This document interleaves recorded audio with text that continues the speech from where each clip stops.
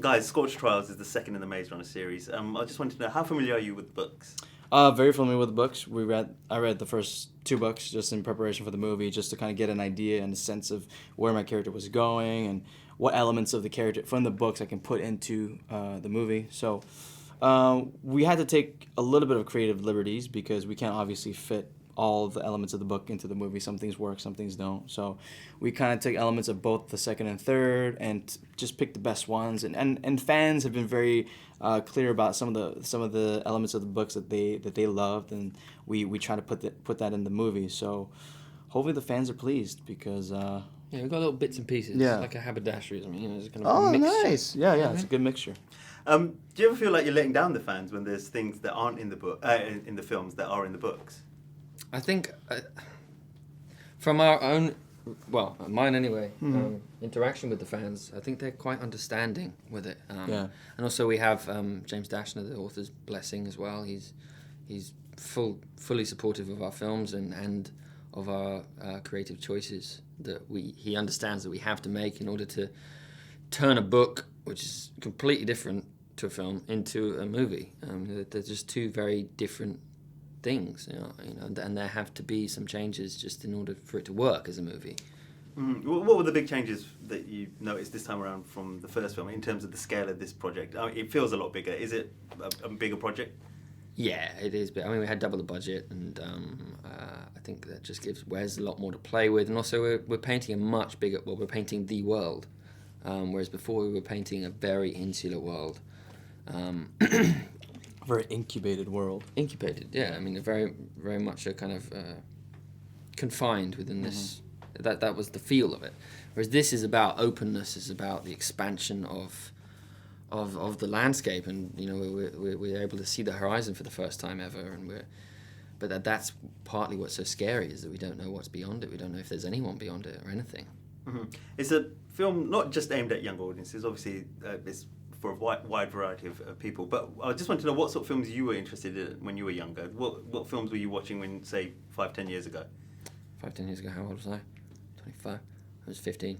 I was always... Sorry, I had to do a little bit. Yeah, that's fine. Yeah. I gave you 2 numbers, that's why. It's my fault. Let's stick with 10 years ago. What were you watching 10 years ago? I don't know. What was I watching 10 years ago? I 50. I liked Harold and Maude at that point. And Withnell and I, and yeah, it's films about like story and characters, and not an awful lot happens in both of those films, but I just I've always liked the fact that you can just quite happily sit there for just under 2 hours and watch these weird people go about their lives in such a strange way, and it's I don't know, I just always loved that. I mean, but before then, I was a huge Star Wars fan. That's an epic saga, and it's completely different. So yeah, that's the thing I was watching. What about yourself? 10 years ago, what were you watching? All I remember is there was this one summer that my mom literally took me to the movie theater every day that summer. Really? And every day? Yeah, this was when movies were really cheap. Wow.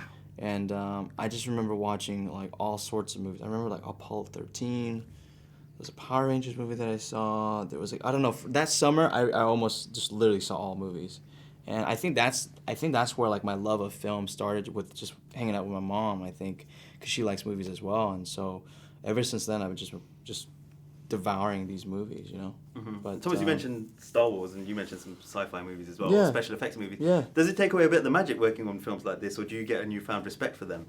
You were saying the other day how you kind of felt that in some ways. What do you mean? Just about like when you see like behind the scenes shots and stills and think, oh wow, that looks so cool, and then when you're oh right, yeah. Now that you've gone through it, it's like you see the picture now, and it's like, oh, it's just me and my buddies just working, But then when you see the movie though, then it's when you realize, wow, like I'm working on this movie, this cool sci-fi movie, and it looks great, it looks amazing. That's when the magic of it comes back a little bit, But I think a big credit goes to Wes Ball, because if it wasn't in his hands, it wouldn't be a great movie, in my opinion.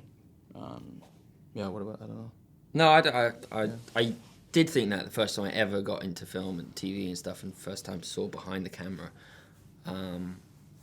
I thought it did ruin some stuff, but I don't think it does. In fact, I have a greater understanding of the processes involved, and how many people are involved in trying to make one little project work.